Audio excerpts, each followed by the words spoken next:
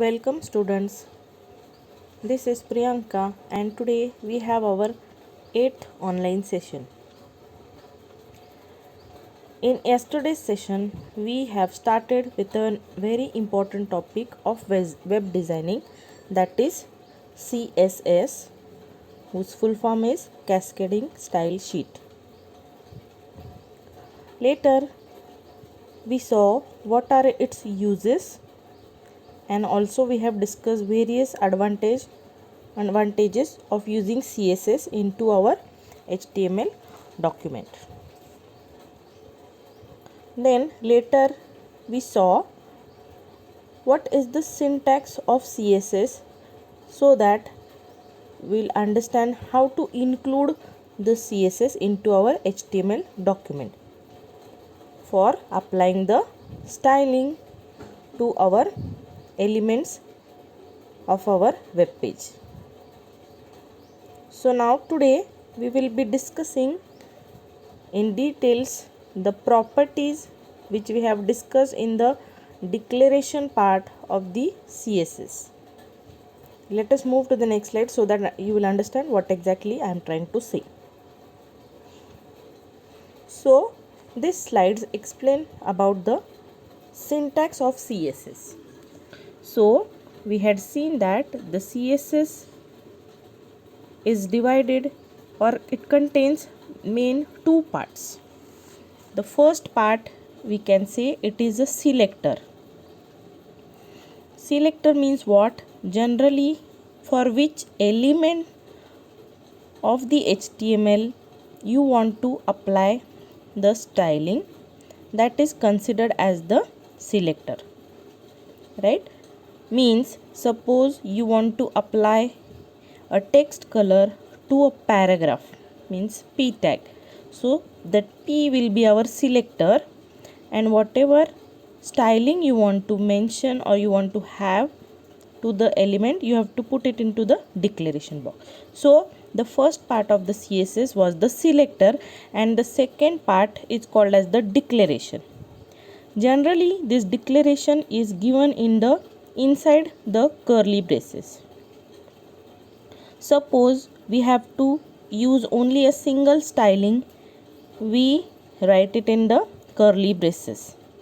And if we want to style, or if we want to have multiple types of styling to the same element, then we mention all these properties with its values with semicolon separated, right?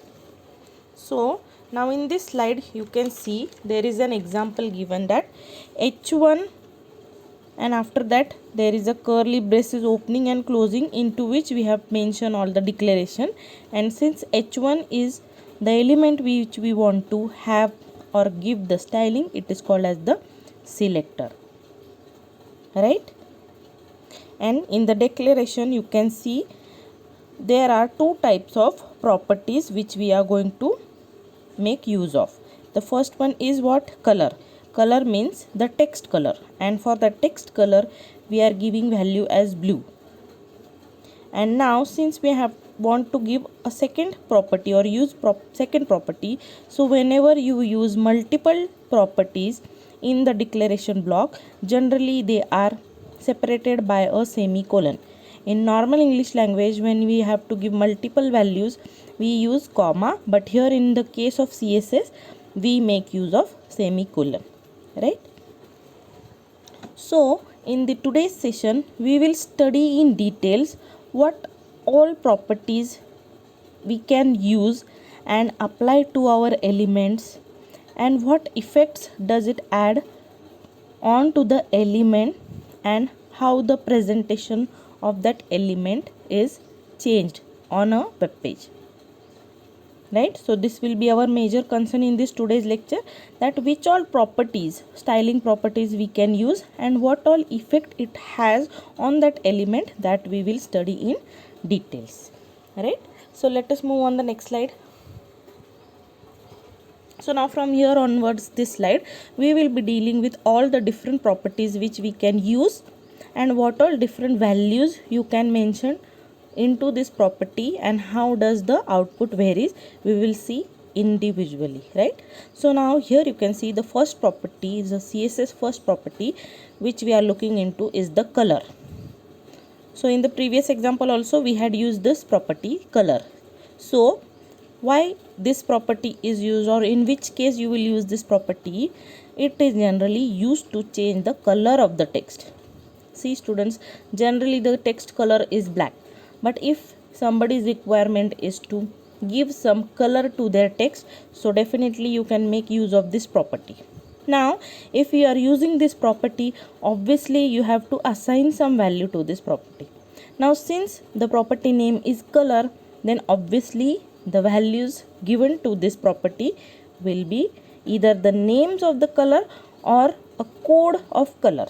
For your syllabus right now, just concentrate on the color names. We can obviously give some code which is equivalent to that color.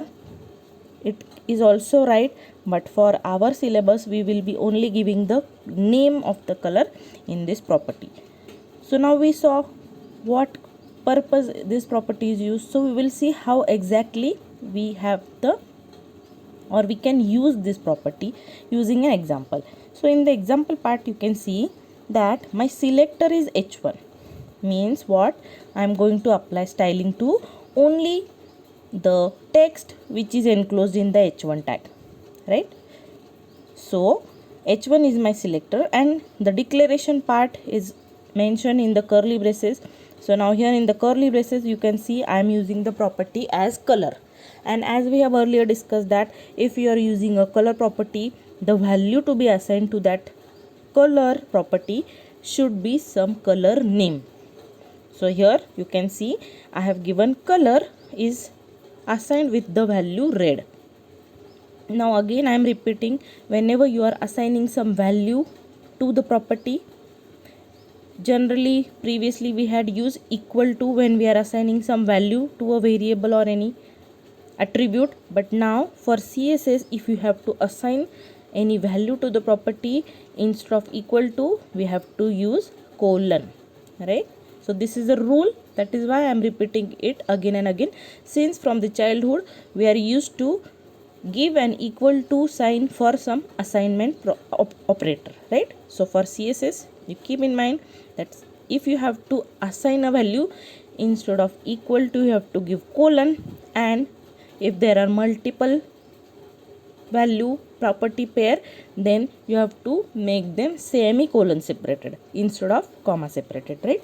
So if I give this syntax, then how my output will be? So below you can see that my output will be in red color with h1 heading font. Means h1 means it is the largest font. I hope you remember there are 6 heading tags, h1 till h6. h1 is the largest tag and h1 is the largest heading and h6 is the smallest heading. So here I am using h1, means whatever the things are enclosed in h1 will be having the h1 heading font, means it will be the largest font. And also we are applying that styling, what it is, that the text color should be red, so it has become red in color. I hope this property is clear. So let us move to the next property. Now the second property is background color. Now one more thing I would like to make a note, that if the property consists of two words,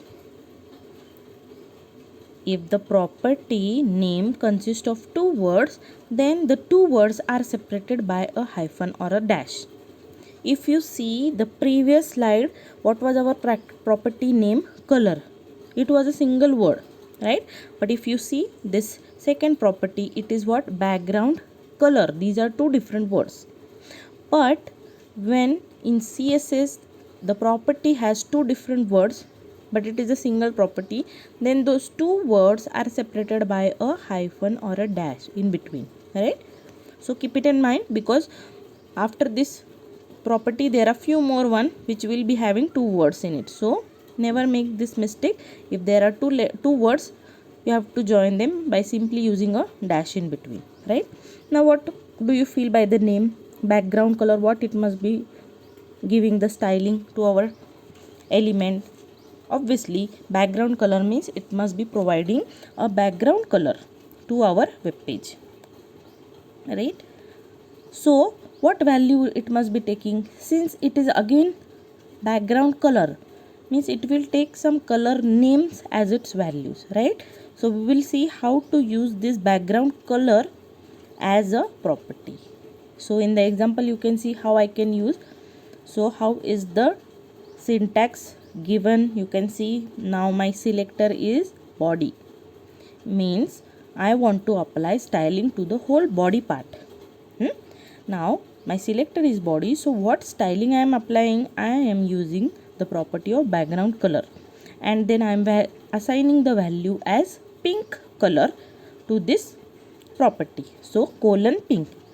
So now when you will run the code, the body part, which is generally has got a background color as white, it will now change to pink color since we are using the styling property. So if you see the output, in my body tag there is only a single line, that is h1. This is CSS example. Now I haven't used any styling for h1 tag in this example. So I have used styling for only body tag. That is why only the body part has got the pink color as a background, right? So let us move to the next property. Now next, this is very important and slightly different.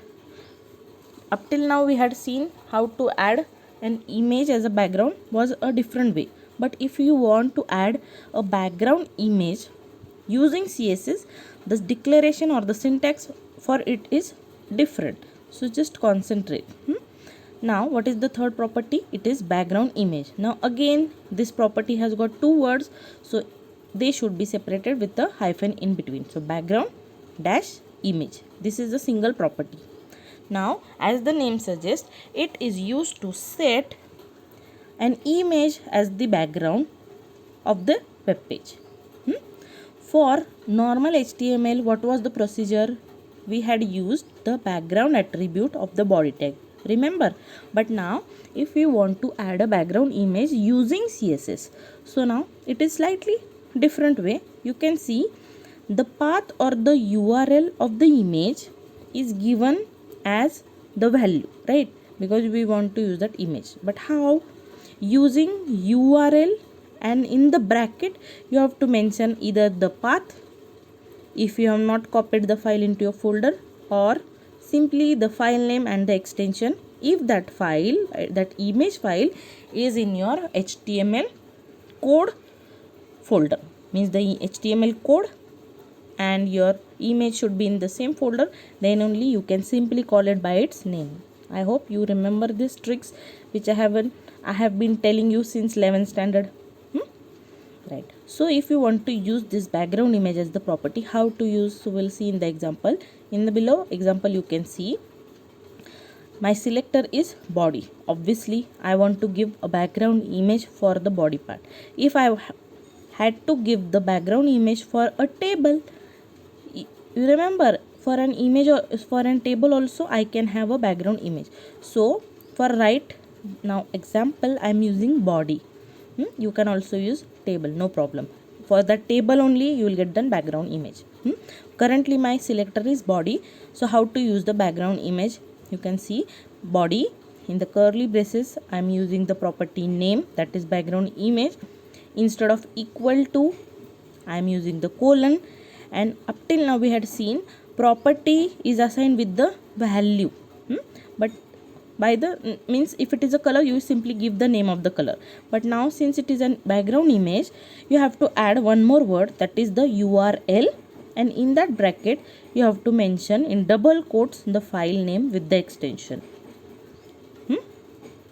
Then the URL bracket is closed and the curly bracket is closed. So now in the output you can see the rose.jpg is applied to my whole body part, and there is a single sentence in my body h1. This is CSS example, right? I hope this is clear. It is slightly different, but if you try it on your computer you will be more comfortable, right? So let us move to the next slide. Now this is next property, that is font style. Again two words, so font dash style. Now this style is used to italicize the text, means if you want to give the normal text an italic font, italic effect, right? These were all, we had studied all in the physical style tags, means styling of the text, that is bold, italic, underline. So this, in this font style you can make the text italic or oblique. So how do I make the text italic? You can see in the below example. P is my selector and the property name is what? Font dash style assigned by the value italic. Means what will happen if my body part contains any p tag, so that all p tags will change to the italic, right? So in the example you can see I have, this is CSS example. Now this time it is not included in the H1, it is included in normal p tag, and for this p tag I am applying what styling to make it italic. So hence you can see it is appearing in italic form. It is simple enough. So let us move to the next slide. Font weight. Now this font weight property is used to make the text appear bold. What I said, this allows the text to appear in the bold. Also you can give the values like 100, 200, 300 up till 900, and you can see the effects, how the text size and its thickness or the bold effect is varied. So if you want to use this font weight as a property, how you can use it? It is generally used like, see in the example you can see P, then bracket, font weight, and it is assigned by the value 600, means it will take that 600 value and according to that it will adjust its thickness and its size and it will appear bold, right? Should we move to the next slide? Now next is font family, right? So again there are two words, so remember what I have said earlier. Now this font family is used to give the types of fonts or to apply different types of fonts to the text, and this font family takes the value as the different names of the fonts available.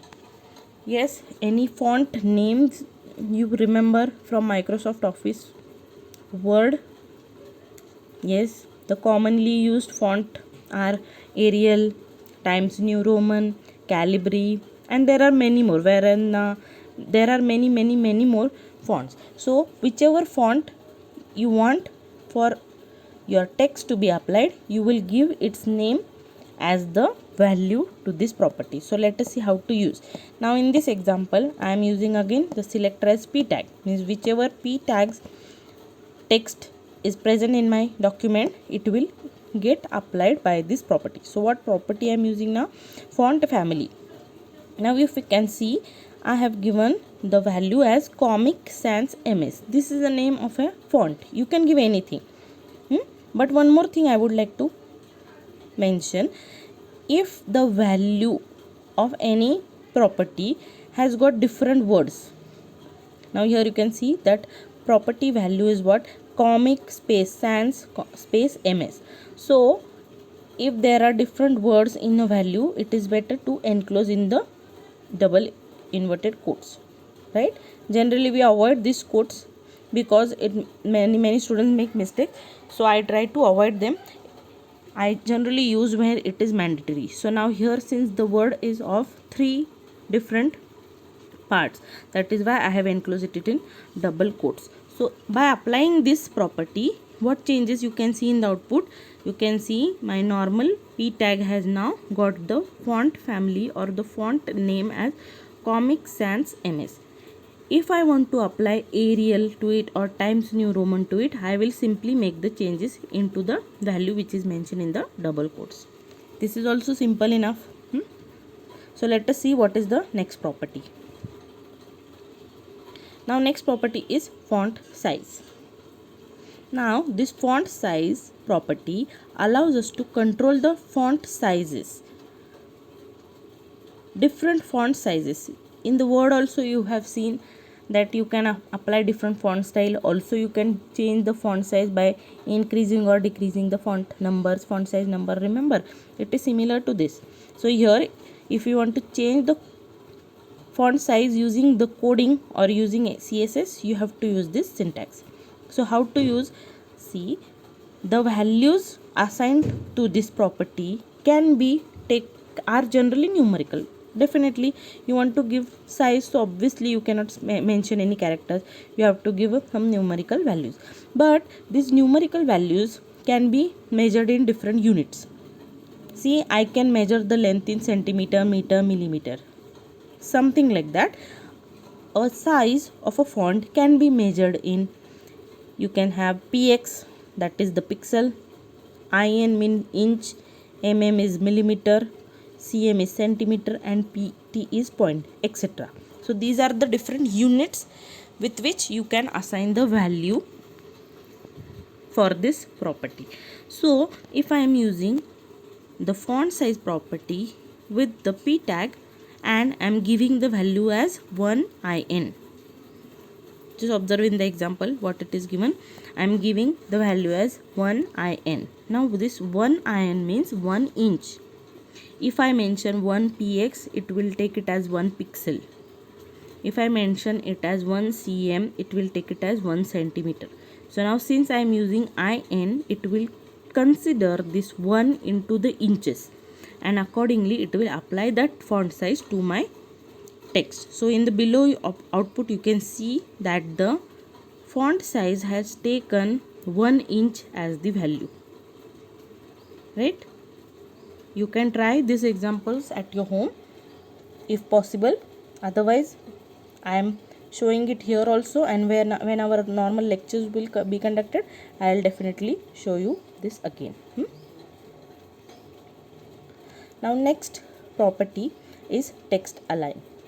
Now these are the properties which we already know, but only the thing is what, these are used with CSS, so there is a slight difference. The basic funda or the basics is same. As the name suggests, text align means it is related to the alignment of the text. We already know that a text can be horizontally aligned, like it could be left aligned, it could be right aligned, it could be aligned into the center or the justify. Now these are the 4 values which this property can take: left, right, center, and justify. So let us see how this is affecting the appearance of the text. So in the example you can see I am using the p selector, and the property is text space align, which is assigned the value right. Now whatever text is enclosed in the p tag, that will all get aligned to the right side of the web page. So in the output you can see my web page is there, and whatever text was present in my p tag, it is all aligned to the right side of the page. If my value would have been in the text align equal to or colon center, this is CS example would have come into the center, right? So this is how it works. Next, now this text decoration, this is something new we will see. Few points which are new in this text decoration. Now this property is used to add a strike through mark. Means if there is a text, you can add a strike through mark on it. Then next what it is given, you can underline the text, then you can overstrike the text, or you can remove the underlines from the links. Now these previously 3 are quite simple to understand, means strike through, underline, overstrike and all. But this next or the last property is what, or to remove underlines from the links. Which links are we talking about? Yes, the hyperlinks. See students, generally the hyperlink appears in which color? In blue color, and also it has got an underline under it. I hope you remember we had taken a lot of examples of hyperlink. So if you want that my hyperlink should not have that underline, I don't want that underline, so you can make the use of this property so that you can remove that underline.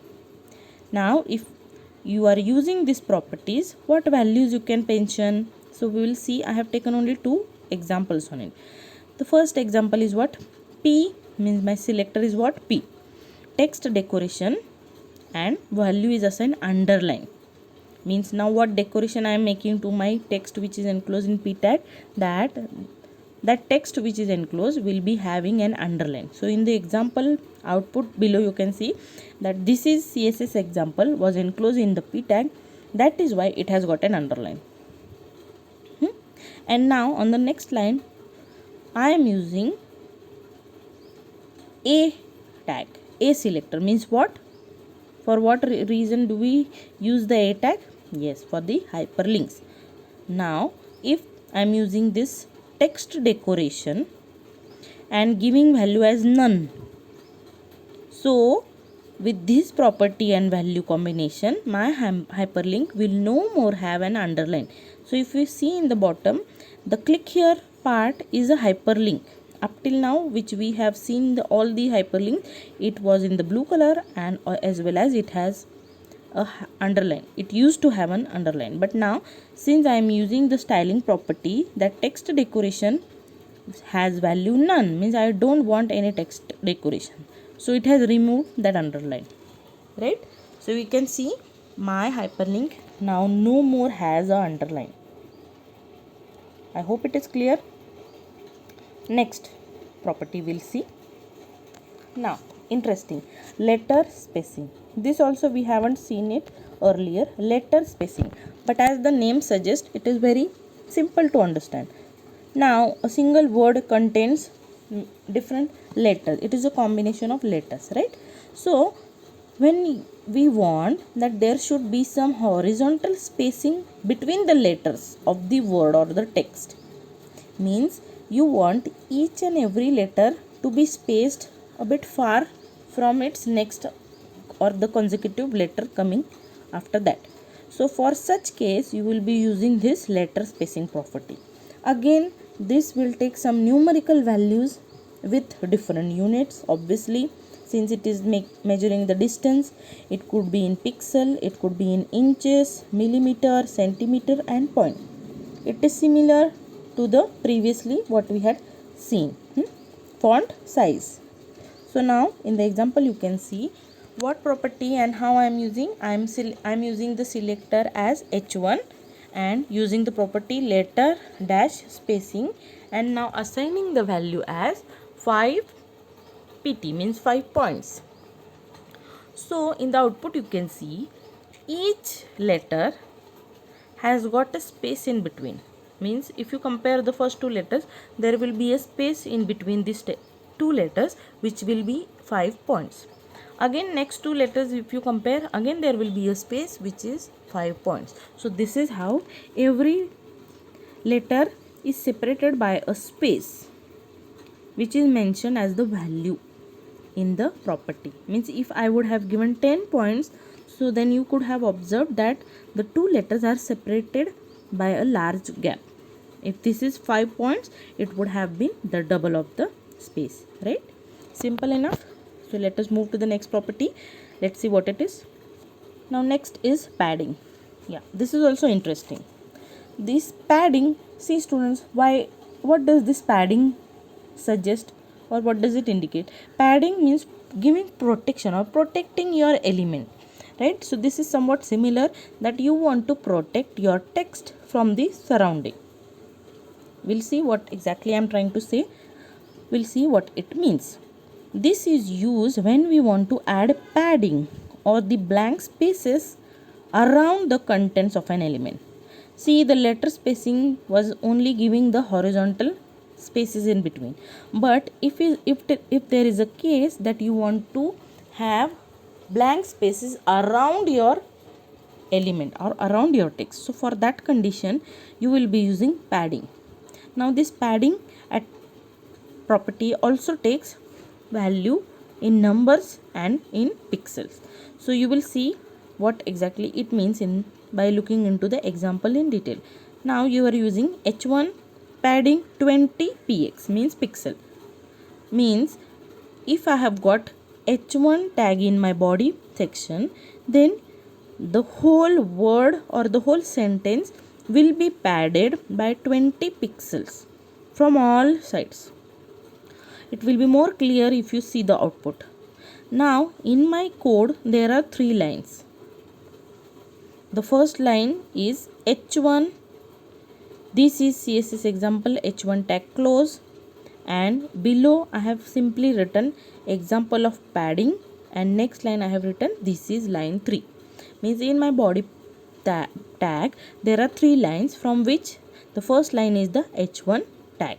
Now since I am applying the styling part to the h1, which is padding, so a 20 pixel of the space will be allocated from every side, and you can see at the above also there is 20 pixels, below 20 pixels, left and right. So the whole content is padded with this 20 pixels of area, right? And you can see the below 2 lines are so close, example of padding, and this is line. Since I am not using padding for that element, I have used only padding for this h1, that is why that whole content or the whole text has got padded. Right, I hope it is clear. So let us see what is the new next property. Next property is border. Yes, now this is also interesting. Border, see, this property is generally used to add a border to any element of a web page. Now what all values it can take? It will take different types of borders available which we can apply for an element. So here are some examples or the different types of value which we can give to the border property. It could be solid, it could be double, groove, rich, inset, outset, dotted or dashed. Now from all this I have simply selected a single type of border. See, these are all different types of border you can have for your element, and I have selected from that dotted one.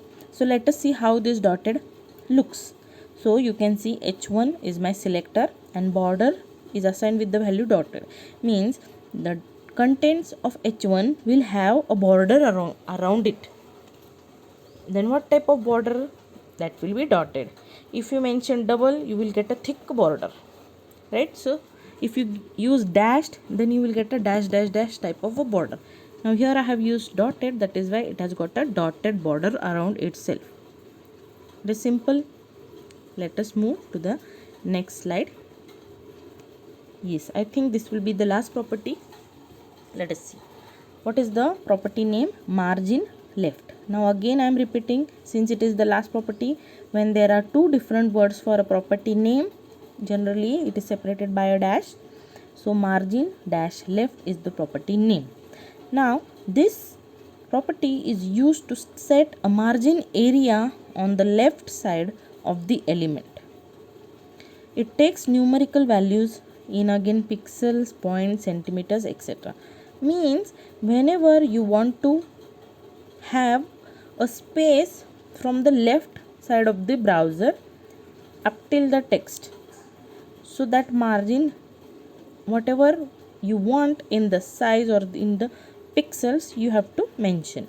So now in the example I have written h1 bracket margin left, and that is 20 pixels, means from the left side of the border or the browser's border it will leave 20 pixels, and then it will start printing the text or the contents.